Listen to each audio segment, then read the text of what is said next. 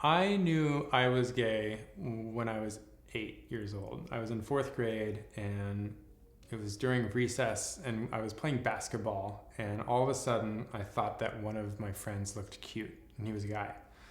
And I was like, that's weird that I think Dan's cute because I'm supposed to think girls are cute.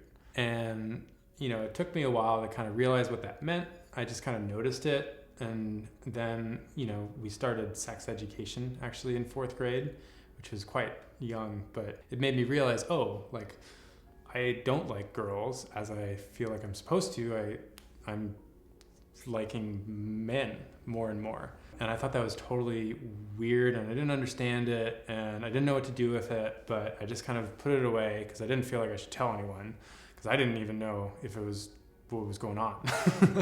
And so fast forward throughout my entire upbringing, I asked girls to prom because their friends told me that their friend wanted to go with me, and I was like, well, I guess I should ask because that would be fun.